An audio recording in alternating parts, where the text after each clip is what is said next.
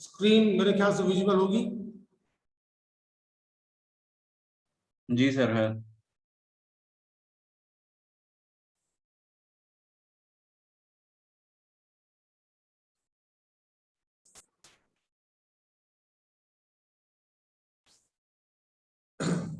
Last lecture में हम लोगों ने लॉजिकल एड्रेस और फिजिकल एड्रेस के बारे में बात की और वहां पे एक बात निकल के आई थी कि there is a hardware whose name is MMU and it is responsible to map logical address to physical address।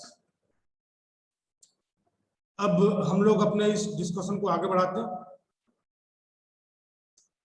मसलन सीपीयू जो है, सीपीयू हमेशा लॉजिकल एड्रेस जनरेट करेगा जैसा कि इसके पहले बताया जा चुका है, और मेमोरी फेंसिंग टेक्निक्स जो है उसके बारे में भी डिस्कशन हम लोग कर चुके हैं। तो सीपीयू जो भी एड्रेस जनरेट कराता है उसको हम लोग बोलते हैं लॉजिकल। एमएमयू क्या करेगा, उस लॉजिकल एड्रेस को रीलोकेशन रजिस्टर में जो वैल्यू पड़ी होगी उसमें ऐड कर देगा और अब हमको फिजिकल एड्रेस मिल जाएगा। फिजिकल एड्रेस बोलने का मतलब क्या है, the exact address into the RAM. ठीक है, तो अगर कोई पूछता है कि किसकी जिम्मेदारी है लॉजिकल एड्रेस को फिजिकल एड्रेस में कन्वर्ट करना, तो answer is MMU, memory management unit, which is a hardware device. चलिए अब हम लोग अपने अगले एजेंडे पे आते हैं। तो डायनेमिक लोडिंग की बात है। डायनेमिक लोडिंग, अच्छा हम लोगों ने बाइंडिंग को देखा था, तो बाइंडिंग 3 टाइम पे होगी, कंपाइल टाइम बाइंडिंग थी, लोड टाइम बाइंडिंग थी और run time binding. Dynamic loading क्या क्या है?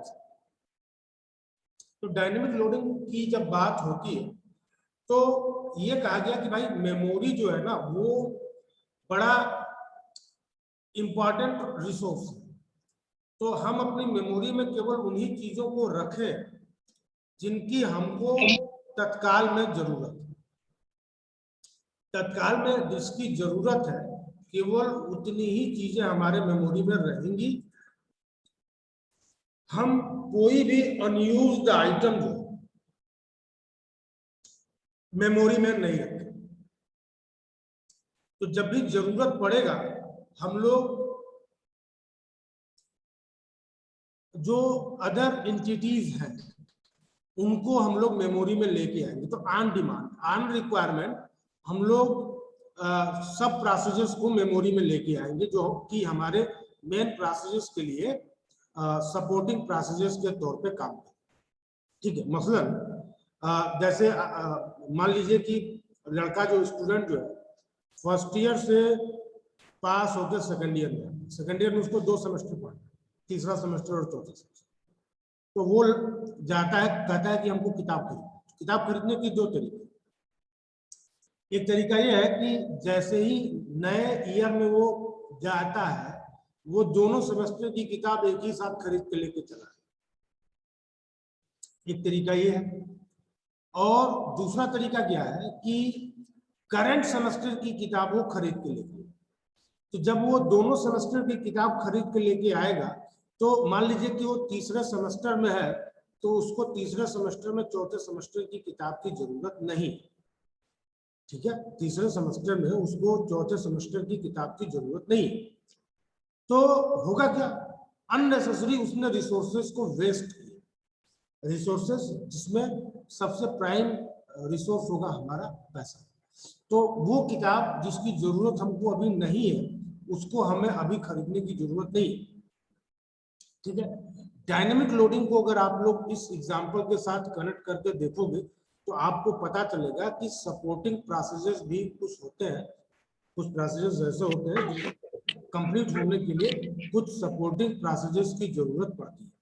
तो उन सपोर्टिंग प्रोसेसेस को हम लोग मेमोरी में तभी लेके आएंगे जब उनकी जरूरत होगी। जैसे उनकी जरूरत खत्म हो जाएगी हम उन प्रोसेसेस को मेमोरी से बाहर करेंगे। ठीक है, और ये किस लिए किया जा रहा है तो dynamic loading, the overall objective of dynamic loading is to use memory in a wise manner. ठीक है, तो अननेसेसरी रूटीन्स की हमको जरूरत नहीं है। मतलब आप अपना मोबाइल फोन देखो, आपने अपने मोबाइल फोन में बहुत सारे इमेजेस को रखा है, वीडियोस को रखा है, ऐप को रखा है। धीरे धीरे क्या होगा कि आपके मोबाइल का जो मेमोरी है वो फुल होने लगेगा। बहुत सारे एप्लीकेशन ऐसे हैं जो बताते हैं कि आपने इन ऐप का इस्तेमाल इतने महीने से नहीं किया है।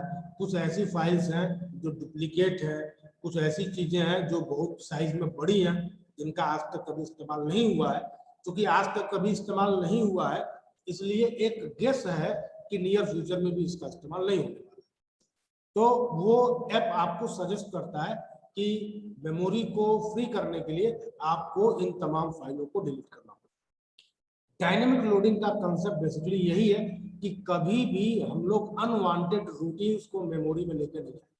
रूटीन्स मेमोरी में केवल तब लोड किए जाएंगे जब उनकी जरूरत होगी, और ऐसा करने के पीछे जो हमारा रीजन है वो क्या है कि हमें अपने मेमोरी को एक इफिशिएंट वे में यूज करना है। ठीक है, अब जरा देखिए डायनेमिक लिंकिंग की बात है। ठीक है, डायनेमिक लिंकिंग की देखिए, हम जैसे कई बार इस चीज को तुम लोगों ने ऑब्जर्व किया होगा कि अगर तुम लोग किसी प्रोसेस को अपने सिस्टम से हटाते हो, अनइंस्टॉल करते हो, तो एक मैसेज पॉपअप होता है। उस मैसेज में आपको ये बताया जाता है कि इस प्रोसेस के साथ कुछ और भी चीजें हैं, कुछ और भी फाइल्स हैं जो कि आप डिलीट करने की कोशिश कर रहे हैं, और ऑपरेटिंग सिस्टम आपको बता रहा है कि उन फाइल्स का इस्तेमाल और भी प्रोसेसेस कर रहे हैं। फिर वो आपसे पूछता है कि do you want to delete that file, this file. तो आप जो भी डिसीजन लेते हो उसके अकॉर्डिंग काम होता है। डायनेमिक लिंकिंग का क्या मतलब? देखिए, लिंकिंग कब होगी? लिंकिंग हमेशा लोडिंग के बाद है। लिंकिंग इज अ प्रोसेस जो कब परफॉर्म किया जाएगा? जब लोडिंग हो जाए। लोडिंग मतलब मेमोरी में लेके आए, और जब तक लिंकिंग नहीं होगी तब तक एग्जीक्यूशन नहीं होगा। मसलन आप अपने सी प्रोग्राम को कंसीडर करते हो, बनाते हो, तो आपने उसमें बहुत सारे हेडर फाइल्स को इंक्लूड किया। ठीक है, तो वो जो हेडर फाइल्स तुम यूज कर रहे हो, उस हेडर फाइल में बहुत सारे फंक्शंस हैं जिनको तुम्हारा प्रोग्राम यूज कर। तो होगा क्या? प्रोग्राम कंपाइल होगा और जो भी फंक्शंस हैं उनको लिंक कराएगा। वो लिंक, ठीक है, लिंकिंग। तो लिंकिंग का सीधा सीधा मतलब यह है कि मान लीजिए कि आपके पास ये एक एंटिटी है, एक एंटिटी है, और इस एंटिटी को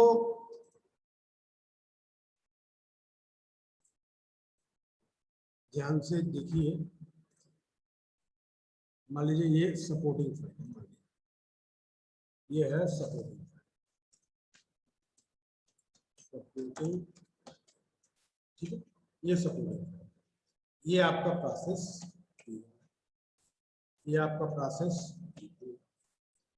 ये आपका प्रोसेस। तीन प्रोसेसेस की बात मैंने की। इन तीनों प्रोसेसेस को कंप्लीट होने के लिए इस शेयर्ड फाइल की जरूरत है। एक अप्रोच ये कहता है कि हम इसी सपोर्टिंग फाइल की 3 कॉपी बना, इसी सपोर्टिंग फाइल की हम 3 कॉपी बना, और हर एक प्रोसेस को। ये भी एक सॉल्यूशन है। और दूसरा सॉल्यूशन ये है कि क्यों ना हम इस सपोर्टिंग फाइल की एक ही कॉपी रखें, और इस कॉपी को हम लोग तीनों प्रोसेसेस के साथ लिंक करें। तो ये जो अपना दूसरा अप्रोच, इस दूसरे अप्रोच हम लोग मेमोरी को सेव करते हैं। जैसे क्लास में अगर 60 बच्चे हैं, 60 स्टूडेंट्स, तो क्या क्लास में 60 ब्लैक बोर्ड है? जवाब है नहीं। एक ही ब्लैक बोर्ड है और उसी ब्लैक बोर्ड को सब लोग क्या करते हैं? शेयर। तो sharing is a good option. ये जो सपोर्टिंग फाइल है, अगर हम इस सपोर्टिंग फाइल को सेपरेटली हर एक प्रोसेस के लिए क्या करते हैं, लोड करते, तो सेम फाइल के 3 इंस्टेंसेस हमारे पास हो। मान लीजिए कि इसके लिए मेमोरी की रिक्वायरमेंट जो है 100 के, मान लीजिए। तो अगर सेपरेट आप यूज करते तो आप 300 के भी एक्स्ट्रा आपको मेमोरी देनी पड़ेगी। इसकी एक का यानी केवल 100 के भी आपने खर्चा किया और इसको जो है आपने तीनों प्रोसेसर्स के साथ क्या कर लिंक कर। इसीलिए यहां पे एक टर्म टर्म देखिए, टर्म है शेयर्ड लाइब्रेरीज। और इसीलिए मैंने आपको एग्जांपल दिया कि जब हम लोग किसी भी प्रोसेस या प्रोग्राम को अपने कंप्यूटर से अनइंस्टॉल करते हैं तो हो सकता है कि हमारा प्रोसेस किसी शेयर्ड लाइब्रेरीज का इस्तेमाल करता है। तो वहां पे ऑपरेटिंग सिस्टम एक मैसेज जो है देता है कि क्या आप इस प्रोसेस के साथ साथ इस शेयर्ड लाइब्रेरी को भी अपने कंप्यूटर सिस्टम से हटाना चाहते हैं। और यह भी बताता है कि ये शेयर्ड लाइब्रेरीज, इस शेयर्ड लाइब्रेरी का इस्तेमाल इस प्रोसेस के अलावा सिस्टम में और भी प्रोसेसेस कर रहा है। ठीक है, डायनेमिक लिंकिंग का ये लोडिंग हो गई, एग्जीक्यूशन के पहले लिंकिंग होगी। जब तक लिंकिंग परफॉर्म नहीं होगी तब तक हमारे प्रोग्राम का एग्जीक्यूशन नहीं होगा। और डायनेमिक लिंकिंग ने एक कंसेप्ट दिया शेयरिंग, यानी मेमोरी में सपोर्टिंग फाइल की केवल एक कॉपी आपको रखनी है, उसको अपने प्रोसेसर्स के साथ लिंक करा देना है और अब हर प्रोसेस के लिए एक सेपरेट फाइल को मेमोरी में लाने की जरूरत नहीं है। इस तरीके से हम लोग क्या कर सकते हैं, तो इस तरीके से हम लोग मेमोरी को बचा सकते हैं। ठीक है, अब जो है हम लोग आगे आते हैं।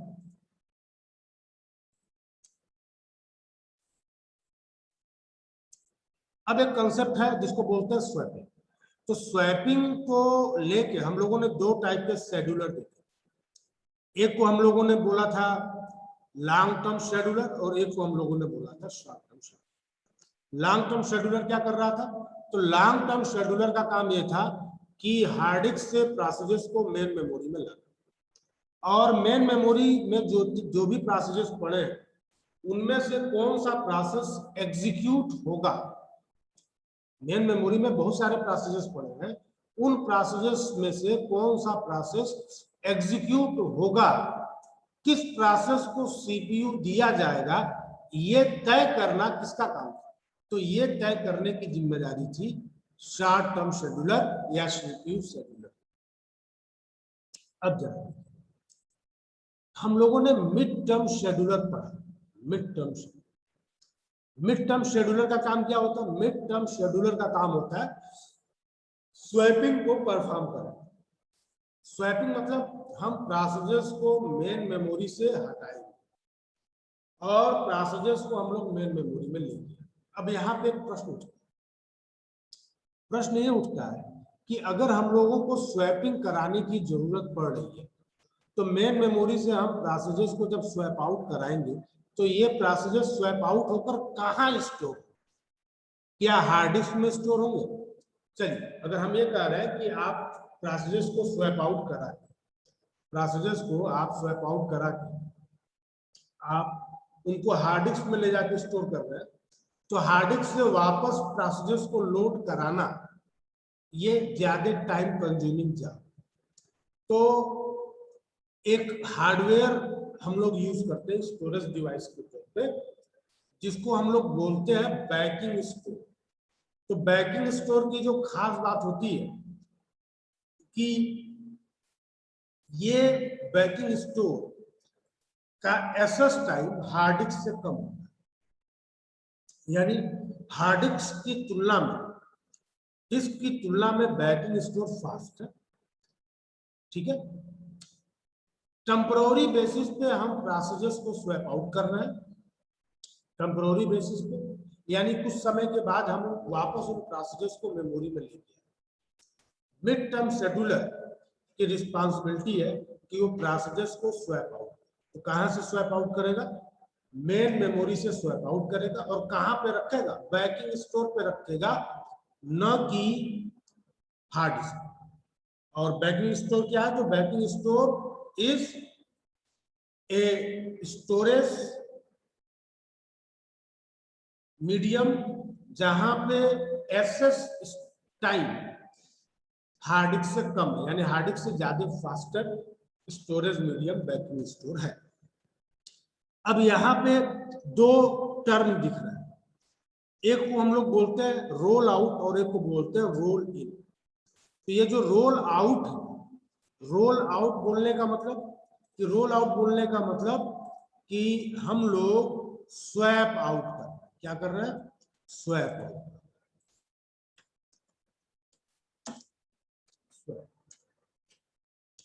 और रोल इन बोलने का क्या मतलब है, तो रोल इन बोलने का मतलब है कि हम लोग प्रोसेस को मेमोरी में ला रहे हैं, यानी स्वैप इन, स्वैप आउट, ठीक है। तो रोल आउट स्वैप आउट एक ही चीज है, रोल इन स्वैप इन एक ही चीज, ठीक है। Swapping is a phenomena in which we remove a process from primary memory to backing store on temporary basis, ठीक है। और कौन इसको कंडक्ट करेगा, तो इसको कंडक्ट करने की जिम्मेदारी होती है mid term scheduler, mid term scheduler, ठीक है। तो ये कंसेप्ट है किसका, स्वैपिंग, ठीक है। चलिए आगे आते हैं। अब जरा देखिए यहां पे ये बैकिंग स्टोर है, हम प्रोसेस 1 को स्वैप आउट कर, प्रोसेस 1 यूजर स्पेस से बैकिंग स्टोर पे जा रहा है, जगह खाली हो गई, और जगह खाली हो गई तो हम प्रोसेस P2 को क्या कर रहे हैं, स्वैप इन कर, ठीक है। तो स्वैप आउट मतलब, स्वैप आउट मतलब रोल, रोल, स्वैप इन मतलब रोल इन, ठीक है। तो ये दोनों क्या है, ये दोनों एक ही चीज है, और ये दोनों, ठीक है। इस डायग्राम में क्या दिखाया गया है कि प्रोसेस 1 मेमोरी से स्वैप आउट या रोल आउट हो रहा है, प्रोसेस P2 जो है वो बैकिंग स्टोर से स्वैप इन या फिर रोल इन हो रहा है। और ये जो स्टोरेज आपको दिख रहा है जिसका सिंबल हार्ड डिस्क जैसे है, तो इट इज बैकिंग स्टोर, और ये जो बैकिंग स्टोर है it is a storage media, ठीक है। और इस स्टोरेज मीडिया की खास बात क्या है कि इसका access time, access time of backing store is less than access time of disk, means hard disk, ठीक है। यानी backing store is faster than hard disk, यानी backing store is faster than hard disk। और फायदा क्या मिलेगा, तो transfer time कम होगा, रिड्यूसेस, ट्रांसफर टाइम रिड्यूसेस, क्यों, क्योंकि बैकिंग स्टोर जो है, banking store is faster then, ठीक है। और कौन स्वैप आउट और स्वैप इन कराएगा, तो answer is mid term schedule. Mid term schedule, ठीक है। चलिए अब हम लोग आगे, अब हम लोग मेमोरी एलोकेशन की, तो देखिए शुरुआती दौर, ये जो कंटिन्यूअस मेमोरी एलोकेशन की बात हो रही है, ये स्टार्टिंग एरा, और इस स्टार्टिंग एरा में कहा गया कि कंटिन्यूअस मेमोरी एलोकेशन, ठीक है। हम किसी प्रोसेस को पूरी तरीके से कंप्लीटली स्वैपिंग करें, ठीक है। चलिए, a process is kept into the primary memory in contiguous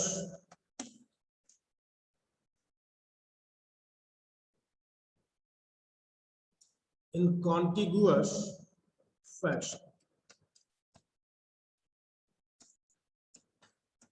in continuous, ठीक है। पूरा का पूरा प्रोसेस मेमोरी में, whole process is kept into the memory।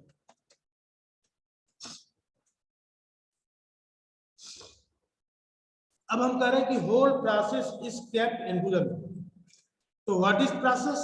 तो process means instruction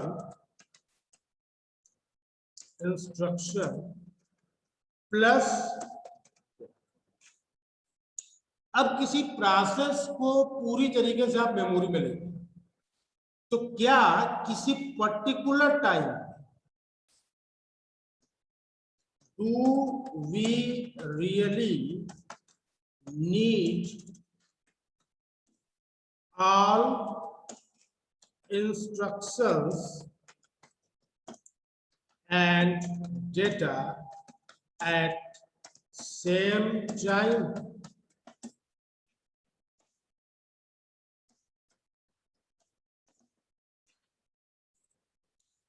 continuous memory allocation, हम पूरे के पूरे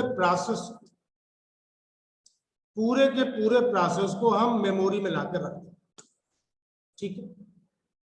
whole process is kept into the memory, और प्रोसेस मेमोरी में किस तरीके से स्टोर किया जा रहा है? कंटिन्यूअस, एक कंटिन्यूअस मेमोरी ब्लॉक चाहिए। अब हम लोग प्रोसेस को देखें तो process is collection of instruction and data. Now question arises, do we really need all instructions and data at the same time? क्योंकि किसी पर्टिकुलर इंस्टेंट ऑफ टाइम पे हमें एक इंस्ट्रक्शन या दो इंस्ट्रक्शन की जरूरत पड़ती है। अब इस चीज को आप अपने पुराने एग्जाम्पल के साथ जरा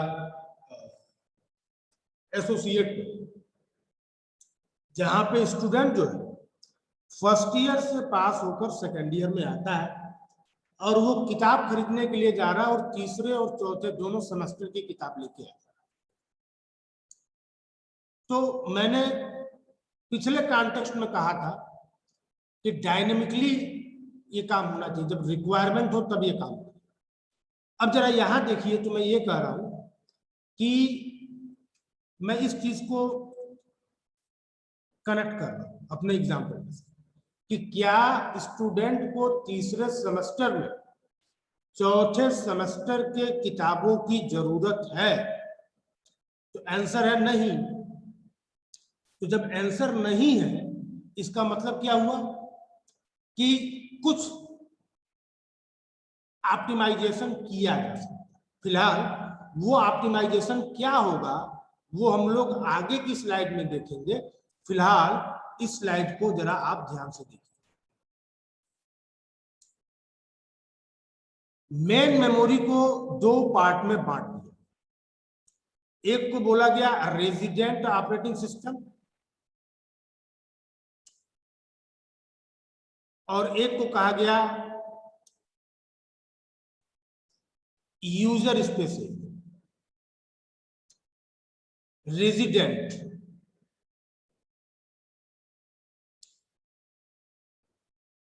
रेजिडेंट बोलिए या परमानेंट, बात है।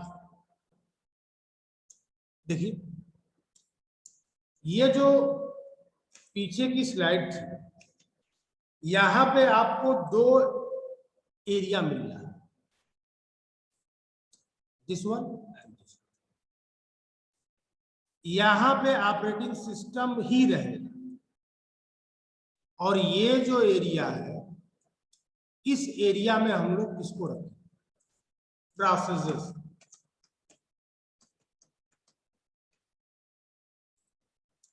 ठीक है, अब प्रश्न ये उठता है कि इस यूजर स्पेस एरिया में हम लोग कितने प्रोसेसेस को रख सकते हैं।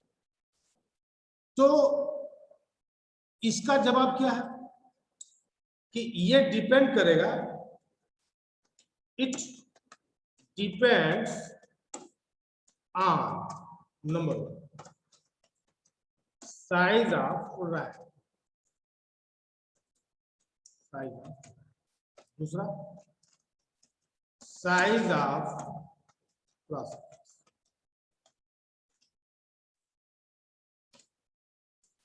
ठीक है, मेमोरी को देखने के दो तरीके, एक कहा गया रेजिडेंट पार्ट और एक को बोला गया ट्रांजिएंट पार्ट। देखिए दो, एक को बोलेंगे रेजिडेंट और एक को बोलेंगे ट्रांजिएंट, क्या बोलेंगे, ट्रांजिएंट, ट्रांजिएंट। ठीक है, रेजिडेंट पार्ट में कौन है, जो परमानेंट बेसिस, तो परमानेंट बेसिस पे कौन है, ऑपरेटिंग सिस्टम। और ट्रांजिएंट बेसिस की हम बात करें, यानी एडहॉक बेसिस, कोई प्रोसेस आएगा कोई जाएगा।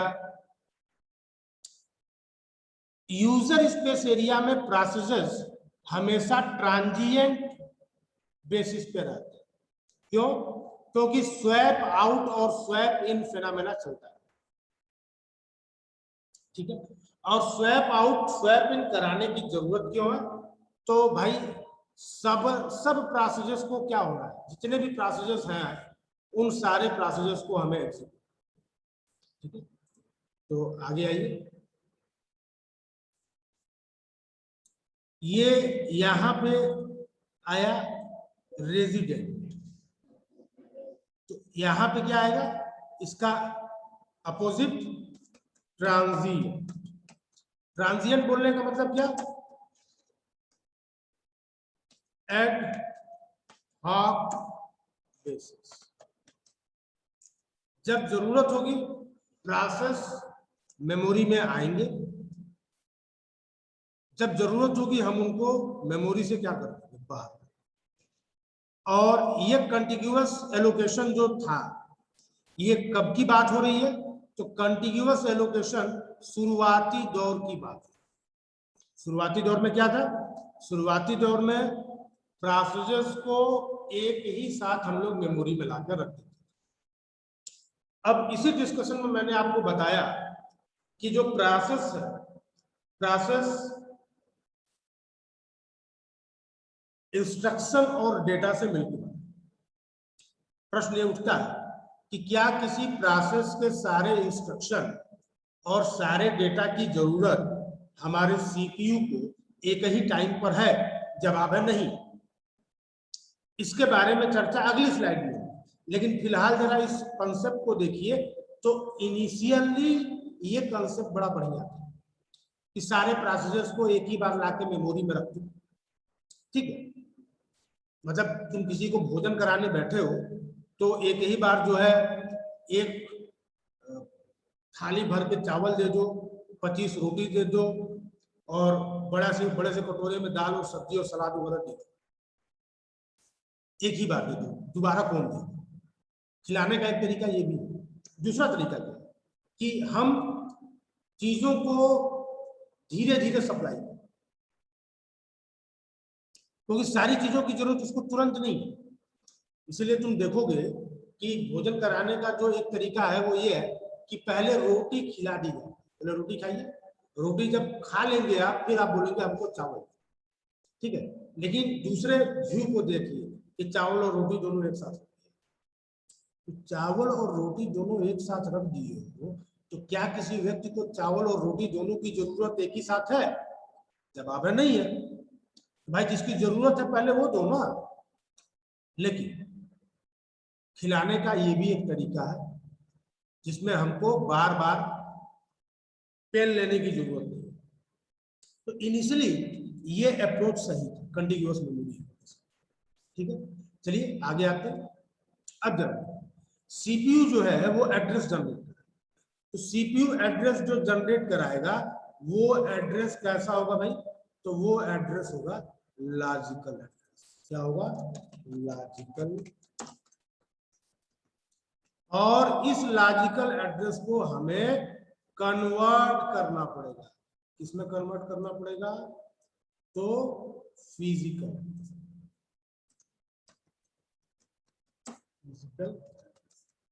और ये जो कन्वर्जन है, ये कन्वर्जन कौन भाई साहब कराएंगे? तो ये कन्वर्जन कराने की जिम्मेदारी है मिस्टर एम मेमोरी मैनेजमेंट।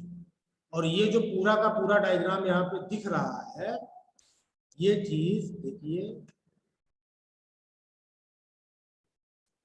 यही मैपिंग है। यही क्या है? मैपिंग। अब जरा सिक्योरिटी की बात उठ रही है। हमने कहा था कि प्रोसेसेस मेमोरी में आइसोलेशन को मेंटेन करते हैं। तो many processes reside into the RAM. They maintain memory isolation. और इस मेमोरी आइसोलेशन को मेंटेन कराने के लिए क्या करना होगा? तो हमें कुछ चेक करने की जरूरत है। क्या चेक करने की जरूरत है? देखिए,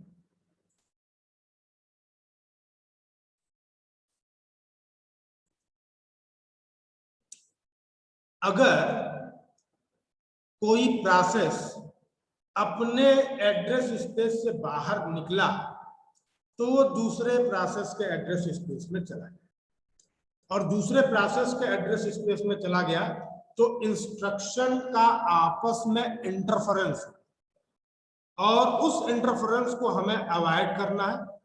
अवॉइड करने के लिए हमको जरूरत है किसकी? Memory isolation.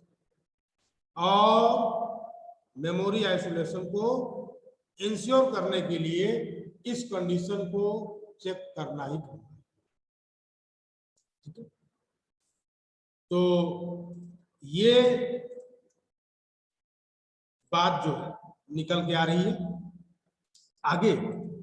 अभी हम लोग देखेंगे, ये देखिए, अब ये प्रोसेस 5 को जरा ध्यान दीजिए। तो दिस इज प्रोसेस 5। तो प्रोसेस 5 का ये क्या है? इट इज दिस, ठीक है। और जब लिमिट ऐड करोगे तो कहां पहुंचोगे? This is. अगर प्रोसेस जो है कोई एक ऐसा लॉजिकल एड्रेस जनरेट हो जाए जिसको बेस एड्रेस में आप ऐड करो और आप यहां से निकल के यहां, तो यहां क्या हो जाएगा? यहां हो जाएगा इंटरफेरेंस। और इंटरफेरेंस अगर होगा तो प्रोसेस का एब्स्ट्रैक्शन चैलेंज है, compromised, और it is security fault या flaws. To avoid this, we have to monitor कि ये जो